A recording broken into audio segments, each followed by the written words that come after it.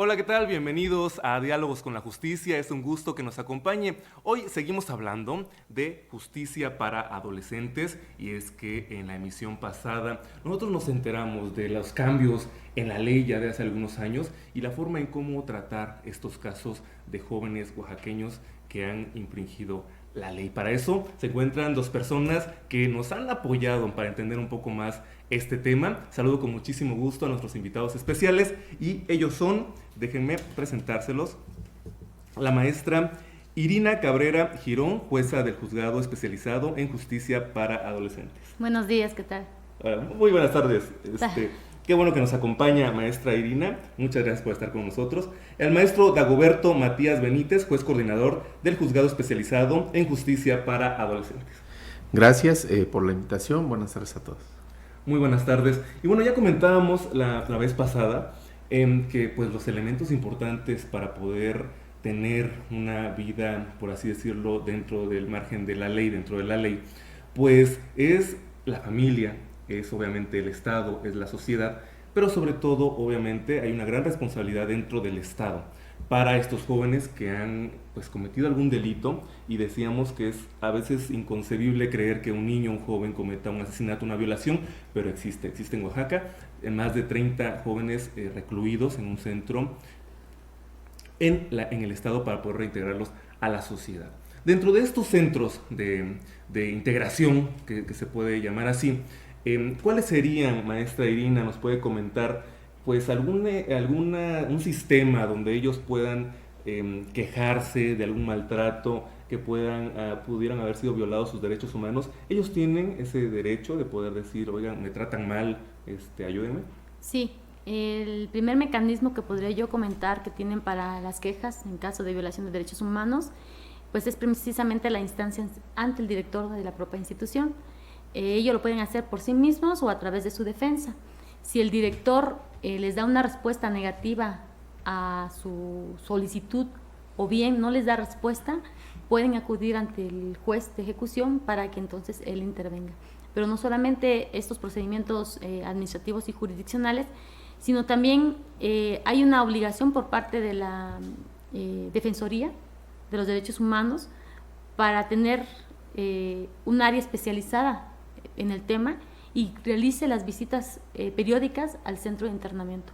Antes de la ley nacional, la ley estatal, tuvimos una ley estatal de justicia para adolescentes, establecía que éramos los jueces los que teníamos que acudir cada 15 días a hacer una visita ante los centros a efecto precisamente de verificar que no se les estuvieran vulnerando derechos humanos. Actualmente con la ley nacional se nos quita esa atribución, pero se les da a las instancias protectoras de derechos humanos, que en el caso sería la Defensoría de los Pueblos de Oaxaca. Inclusive el cambio del nombre, ¿no? Consejo de Tutela ya no se llama así también por ciertos elementos. Ajá. Bueno, el cambio de Consejo de Tutela a Centro de Internamiento, Centro Especializado de Internamiento, de hecho se da a partir de la reforma del año 2005 a la Constitución, cuando es precisamente que el Estado mexicano cumple con los requerimientos internacionales a los que estaba obligado para formar una justicia especializada en materia de adolescentes. En Oaxaca, el 1 de enero del año 2007 entró en vigor aquella ley estatal en cumplimiento de esa reforma del artículo 18 constitucional, y desde entonces el Consejo de Tutela dejó de ser llamado Consejo de Tutela y se nombró Centro Especializado de Internamiento, que está a cargo de una dirección, que es la Dirección de Ejecución de Medidas para Adolescentes. Esto es lo que ha sucedido con la distinción entre el Consejo de Tutela y el Centro de Internamiento, que también trae aparejado por ahí, teóricamente, una separación entre dos doctrinas, que una es la doctrina tutelar y la otra es la de protección integral. Entonces es precisamente esta doctrina de protección integral que tiene en sus orígenes o en su base la Convención, y que es la que permea precisamente con la reforma del 18 y posteriormente con todo lo que ha evolucionado el sistema de adolescentes en México. Y es que es importante saber también parte de que pues, hasta el nombre tiene una lógica legal, tiene una base legal, y pues también para poder defender los derechos de los jóvenes, porque pues ellos también tienen derecho a presentar sus quejas, como ya lo mencionaba, y pues a ser juzgado pues con toda la ley de manera justa, ¿no? ¿Cuáles son los delitos más comunes en estos centros acá en Oaxaca? En los centros de internamiento, los más comunes, ahorita yo podría decir que son los de naturaleza sexual. No sé, licenciado Dagoberto, si tiene ese dato, siendo coordinador del sistema, si tiene el dato de Bueno, cuáles son sus sí, claro. delitos. En materia de adolescentes, el delito con más frecuencia, efectivamente, como lo dice la maestra Irina, son los delitos sexuales, pero en la edad de 12 a menos de 14 años, ¿sí? Y en ese tipo de delitos no se ve reflejado en el centro de internamiento porque en esa franja de edad no ameritan internamiento. La ley no permite que sean internados. Entonces, esos asuntos, lo que se trata, se llevan los adolescentes se enfrentan el proceso en libertad, por así decirlo, ¿no? Y no se refleja. Pero en internamiento tenemos desde también delitos sexuales, violaciones, abuso sexual, tenemos homicidios, tenemos algunos feminicidios y tenemos parricidios, ¿no? Si nos damos cuenta, son delitos de mayor impacto, por así decirlo, sin restar la importancia a los demás, desde luego, ¿no? Pero en su mayoría son delitos sexuales. La justificación que podríamos encontrar es que es parte de su crecimiento de los adolescentes. Todos sabemos que la adolescencia es una etapa en que pues, el ser humano experimenta su vida sexual y a veces no se tiene pues vamos a decirlo así, la información suficiente para aterrizar estos temas, ¿no? Y entonces el adolescente no sabe que si la víctima le dice no, pues ya es un delito, ¿no? Y esto ha llevado precisamente a eso. Pero eso es, podemos entenderlo como parte de su desarrollo y ante la ausencia de información que se tiene, ¿no? Pero es en esta etapa. Si nos damos cuenta, el despertar sexual de los adolescentes cada vez está yendo a edades más tempranas, ¿no? Antaño podríamos decir que era en una etapa de los 15 años en adelante, ahora no, vemos que va bajando el índice de edad.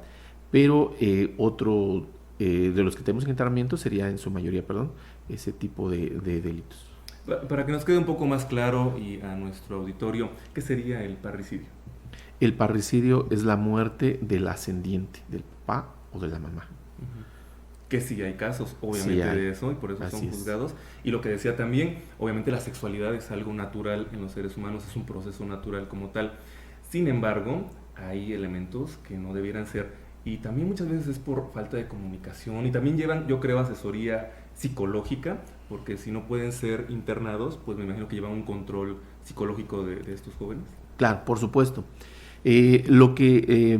Hablando de personas, de adolescentes, en libertad, que es la franja de 12 a menos de 14 años, te preciso, la ley divide 3 franjas de edades, de 12 a menos de 14 a menos de 16 y de 16 a menos de 18.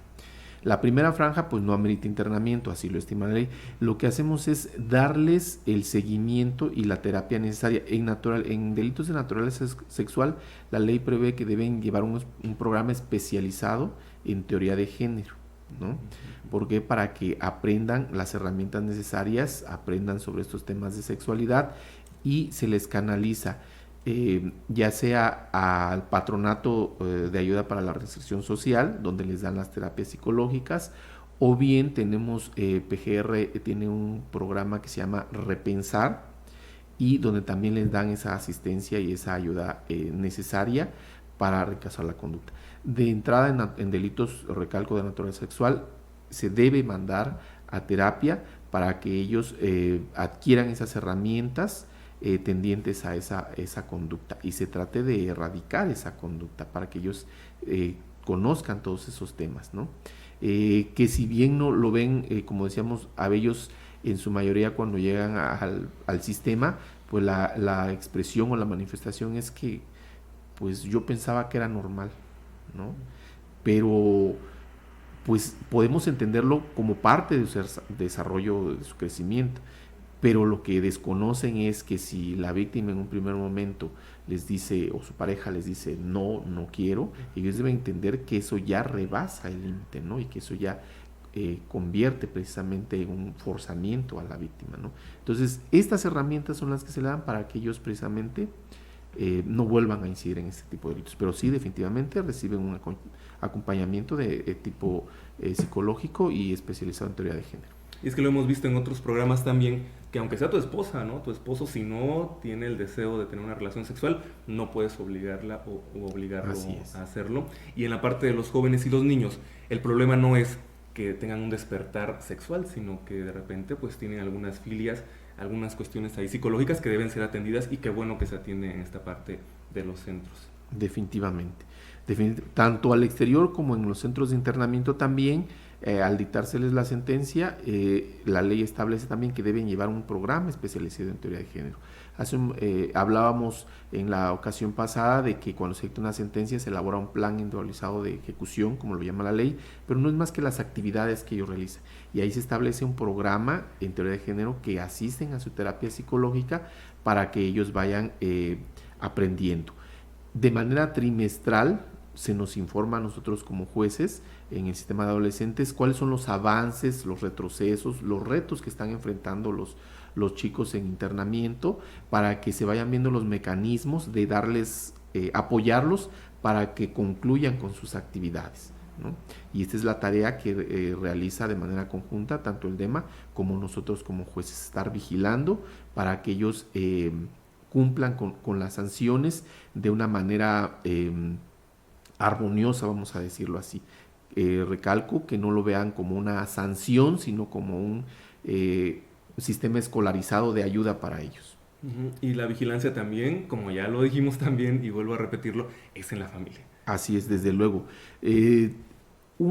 La causa primordial que lleva a delinquir a los adolescentes es precisamente la familia desintegrada. Todos sabemos que en la familia es donde se inculcan los valores, ¿no? Donde se inculca el respeto, la tolerancia, en fin. ¿Para qué? Para que los adolescentes, los niños convivan en armonía con los demás, ¿no? Pero si el niño ve que en la casa no hay respeto, los padres se faltan al respeto, se agreden, ellos van normalizando ese tipo de conductas. Llegan a la escuela, repiten estas conductas, imitan estas conductas y empiezan los conflictos. Y si no se atienden de manera temprana, pues bueno, esto va acrecentando.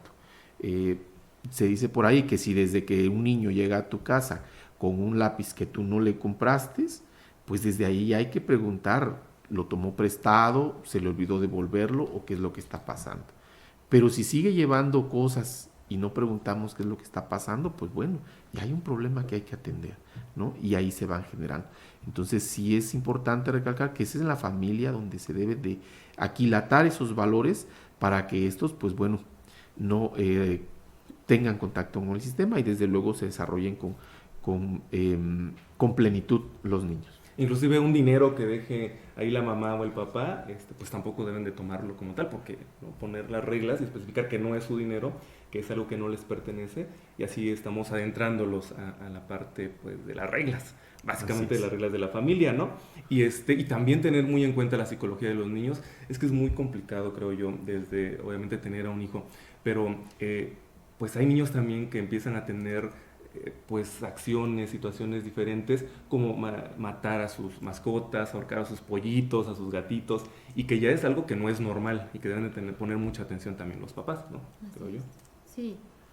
Entonces, eso es importante. ¿Cuál es el proceso? ¿Cuál es el proceso, o las etapas más bien del proceso legal del sistema acusatorio en general? Bueno, del sistema acusatorio en general, pues el proceso consta de 3 etapas. Una etapa de investigación, que esta se subdivide en 2 fases, por así decirlo. Una fase de investigación inicial, que comprende desde que la víctima acude con el Ministerio Público a poner la denuncia o la querella, y concluye cuando la persona señalada como probable responsable de ese hecho, pues es presentado ante el juez. Lo que le llamamos, lo que la ley llama, formular la imputación, que no es más que hacerle saber los cargos, ¿no? Ahí concluye esa primera fase de la etapa de investigación del proceso. Y a partir de ahí se abre otra etapa, una segunda fase de esta primera de investigación, que se llama investigación complementaria, que concluye con el cierre de la investigación. En la audiencia en la que se le formulan cargos, por así decirlo, al probable responsable, se fija ahí un plazo para cerrar la investigación, porque obvio no puede permanecer abierta por mucho tiempo. La ley establece plazos y la ley nos fija tiempos para concluir los procesos. Entonces se fija el plazo para el cierre de la investigación y ahí concluye esta etapa de investigación. A partir de ese cierre de la investigación se abre otra etapa del proceso, que es la etapa intermedia, y esta también se subdivide en dos fases. Hay una fase escrita y una fase oral. La fase escrita inicia con la presentación de la acusación o con la formulación de la acusación. La acusación es formalizar los cargos luego de que yo ya tuve la investigación, formalizo los cargos, te estoy diciendo a ti, probable responsable, por qué delito te voy a acusar, cuáles son mis medios de prueba que yo tengo, con qué voy a probar esa acusación, en qué la estoy basando, en qué la estoy sustentando. ¿Sí? De ese escrito de acusación se le da traslado a la víctima, obviamente, por si quiere hacer una corrección, alguna adición. De ahí se le da también traslado al probable responsable, a su defensor, para que hagan correcciones si así lo desean, para que contesten la acusación, ¿sí? Y se señala una fecha para una audiencia intermedia, ¿sí? En esa audiencia, hasta ahí concluye la fase escrita, ¿sí? A la audiencia intermedia abre la segunda fase, que es la fase oral, propiamente, y esta concluye con el dictado de una resolución que se llama auto de apertura a juicio, ¿sí? Como su nombre lo indica, termina ahí la etapa intermedia y se abre la siguiente, que es la etapa de juicio. En esta audiencia intermedia, básicamente lo que se hace es un debate sobre las pruebas que se van a desahogar en la siguiente, ¿sí? Se admiten ahí, se hace el ofrecimiento y admisión de las pruebas. Ahí puede ocurrir que se admitan pruebas o que se excluyan pruebas, ¿sí? En orden, primero el Ministerio Público, si hay pruebas adicionales de la víctima con el asesor jurídico de la víctima, pues se discuten estas, y en segundo término las del probable responsable del delito, a quien se señale como probable responsable, y se dicte el auto de apertura a juicio. Esta resolución va a contener el hecho por el que se está acusando, el delito que se estima el Ministerio Público se actualizó, la forma de intervención del probable responsable, las pruebas que se van a desahogar de cada una de las partes y los datos necesarios que contengan para que el tribunal de debate o el juez de debate que va a llevar la audiencia de juicio, pues conozca y tenga las herramientas necesarias para mandar a citar testigos, peritos y demás. ¿Esto por qué? Porque no se manda al tribunal de juicio o al juez de juicio la acusación como tal, sino se manda esa resolución para evitar que el tribunal de enjuiciamiento o el juez de debate, según corresponda, pues no conozca nada de la causa, para no prejuzgarlo, ¿sí? Lo que llamamos para no contaminarlo, pero es básicamente para no llegue prejuzgado a resolver un asunto, que en la audiencia de juicio, que es la siguiente, que inicia con el auto de apertura a juicio y concluye con la sentencia, pues él, de lo que ahí se diga en la audiencia, de lo que ahí se desahogue de las pruebas, tome la decisión correspondiente y sea imparcial totalmente. Es un proceso muy complicado. Desde aquí digo, los que no tenemos ahí mucho conocimiento de esta parte legal y para la ciudadanía en general, pues es un tema un poco complejo, porque no nada más es, bueno, yo lo acuso de esto y ya meto a la cárcel y denle ahí los años que tengan que ser. No es así, y todo para que sea de una manera, como bien lo dice, legal, justa. Pero bueno, ahorita vamos a continuar y vamos a preguntar si este mismo proceso es para los jóvenes, para los adolescentes y para los niños, y ahorita vamos a checar esa parte. Vamos a un corte y regresamos en unos momentos.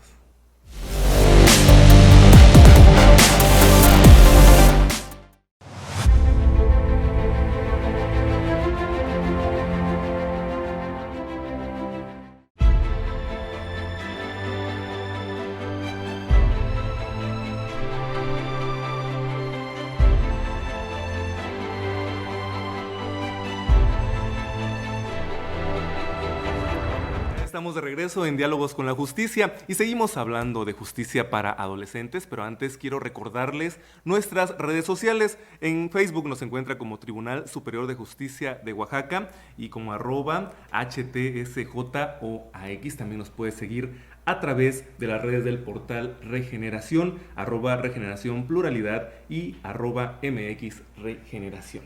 Y bueno, hablábamos acerca de los procesos, de las etapas del proceso más bien penal de manera general, y nos decía, y yo le comentaba también que pues se oye muy complejo este proceso para los adultos. ¿También es el mismo proceso, son las mismas etapas para niños jóvenes? Sí, es el mismo proceso. Lo que ocurre con el sistema para adolescentes es que los plazos son más cortos, ¿sí? ¿Por qué? De entrada porque no corre de la misma manera el tiempo para un adulto que para un adolescente. Ejemplo muy claro. Cuando se es niño, esperas tu cumpleaños demasiado tiempo. Y al paso de los años, cuando adquieres la edad adulta, pues te das cuenta que el tiempo avanza demasiado rápido, ¿no? Es un ejemplo claro, y por ello es que los procesos son las mismas etapas: la etapa de investigación, la etapa intermedia y la etapa de juicio, porque son el derecho a un juicio justo, pero los plazos son más cortos definitivamente. Si un adolescente está en internamiento, el proceso lo tenemos que terminar en 5 meses, no podemos prolongarlo más tiempo. Y si una persona enfrentó el proceso en libertad, el adolescente concretamente, el proceso termina en 6 meses. Ejemplo, si una persona es detenida cuando está cometiendo el delito, lo que llamamos legalmente como flagrancia, en un adulto pones a disposición del Ministerio Público al detenido en 48 horas. En adolescentes es menor tiempo, son 36 horas. Y así vamos reduciendo los tiempos.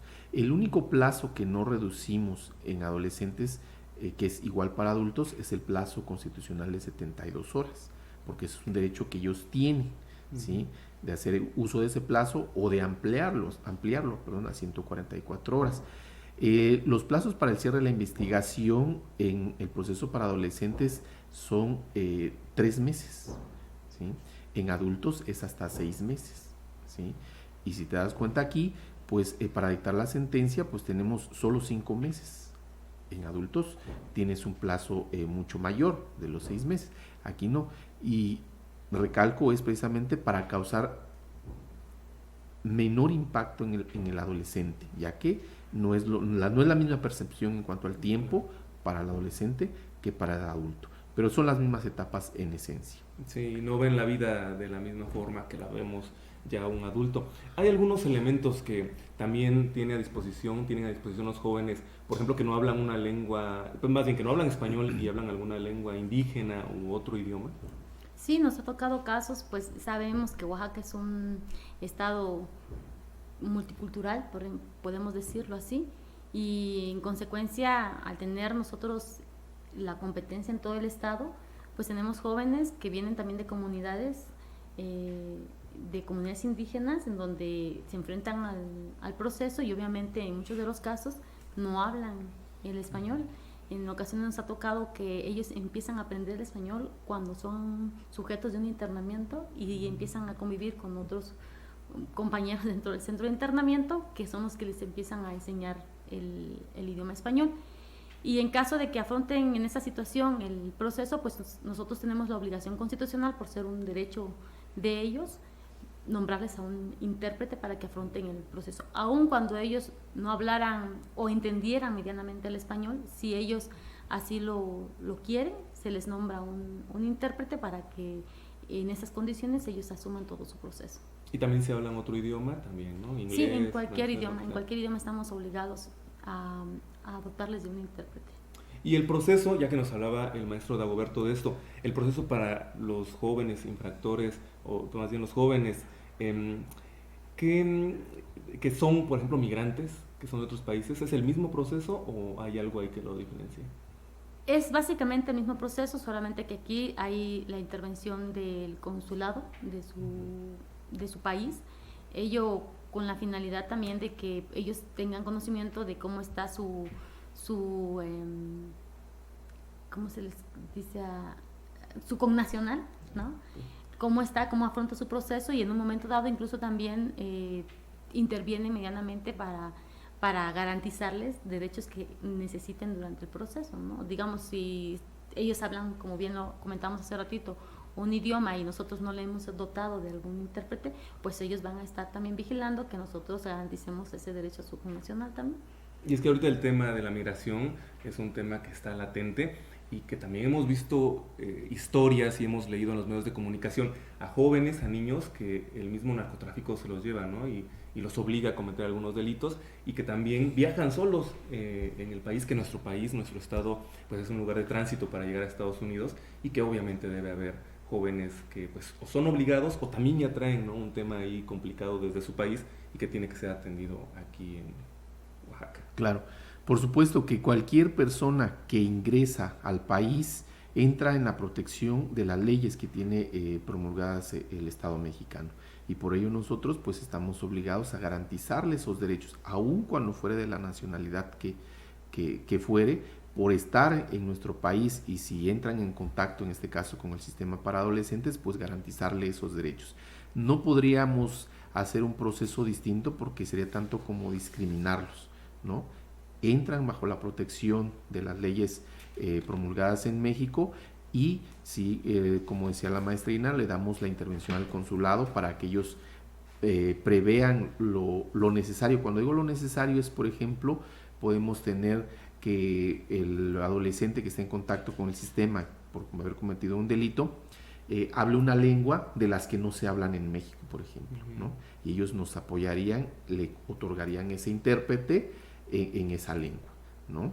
Y porque no lo tenemos en México, ¿no? Y sabemos desde luego que pues las lenguas se ha promulgado y divulgado mucho en la actualidad para que no se pierda, ¿no? Y como decía la maestra Ina también, buscamos que al estar en el centro de internamiento, pues ellos aprendan el español, pero sin perder su lengua originaria, ¿sí? Se implementan, hemos ordenado cierto tipo de talleres para que les enseñen español y ellos repliquen su lengua para cuidar que no se pierdan y que sigan prevaleciendo sus lenguas originarias. Es importante lo que se hace en nuestro país, y realmente sí nos preocupamos por los derechos humanos. De repente, obviamente, hay algunas cuestiones que han complicado esto, los debidos procesos y todo lo que tenga que ser con respecto a eso, pero creo que a diferencia de otros países como Estados Unidos, en donde los tienen en situaciones realmente deplorables, a los niños migrantes, a los niños que han cometido alguna infracción, pues todavía hemos mejorado un poco más, ¿no? Un poquito más, creo que en ese tema. El año pasado, maestro, ¿cuántos niños o adolescentes fueron detenidos? Bueno, en el juzgado para adolescentes entraron en contacto con el sistema 5 adolescentes por detención en flagrancia, es decir, que fueron detenidos en el momento que estaban cometiendo el delito, y 9 adolescentes por ejecutarles una orden de aprehensión. Eso es tan solo por el juzgado. A nivel fiscalía especializada para adolescentes tenemos un número aproximado de 83 adolescentes, ¿sí?, que fueron detenidos. De estos adolescentes que fueron detenidos, pues algunos no llegaron no fueron puestos a disposición del juzgado, pero su asunto pues se resolvió a nivel fiscalía por los mecanismos que la propia ley también establece, ¿no? A veces son infracciones o delitos, no quisiera utilizar el término menores porque todos los delitos merecen su importancia, pero vamos a decirlo de menor impacto, ¿no? Ejemplo, a lo mejor un robo a transeúnte de un celular, ¿no? Y que a lo mejor el chico lo hizo por curiosidad o una necesidad inmediata, pero es la primera vez, o situaciones de ese tipo. La ley les da ciertas oportunidades de solucionarlo, ¿no? Y la ley establece mecanismos alternativos, ¿no? Y a lo mejor se solucionó ahí, pero eso no llegó al juzgado, pero sí lo detuvieron, ¿no? Entonces, por eso es que el número de los que llegan al juzgado en detención, pues es menor. Okay. ¿Y si reinciden, qué pasa? Bien, en materia de adolescentes, no nada más porque lo dice la ley nacional, sino es todo un tema a nivel internacional, desde la Convención de los Derechos del Niño. En materia de reincidencia, en el caso de México, digamos, en la ley no es considerada como tal al establecerse que no existen antecedentes penales para los adolescentes. Entonces, sí podemos tomar, digamos, de hecho, a lo mejor, sí tenemos casos de jóvenes que se dedican a robar, por ejemplo, como un modo de vida, que esto lo conoce mejor la Fiscalía porque es el primer contacto que tienen con ellos, pero lo que tendremos que hacer como Estado en esos casos es pues fortalecer los programas, ¿no? Creo que cuando un adolescente comete un robo, por decir, y a pesar del primer orientación o el primer acercamiento que tuvimos con él, no logramos que él dejara de tener esta conducta, pues entonces requiere retomar estos esfuerzos del Estado para implementar otro tipo de programas que realmente impacten en el adolescente. Y aquí tiene mucho que ver la coordinación con autoridades corresponsables que señala la propia ley nacional, que están inmersas en el sistema, ¿no? Autoridades como salud, Secretaría de Educación, incluso finanzas, o sea, un cúmulo de autoridades que tienen que ver con el sistema y que como parte del Estado tenemos que buscar implementar programas en donde atraer al adolescente y evitar que ellos cometan este tipo de conductas. Pero si fuera una conducta grave, su proceso tendría que llevarse, digamos, un nuevo proceso, sin que la consideración de ser reincidente en algún momento pueda traer con ello una gravedad a sus sanciones. Pero sí, desde luego, no podemos también pasar por alto esta circunstancia y retomar, como ya lo comenté, este énfasis en los sectores que tenemos que ver con la reinserción y la reintegración del adolescente para poder procurar que el adolescente cambie de estilo de vida.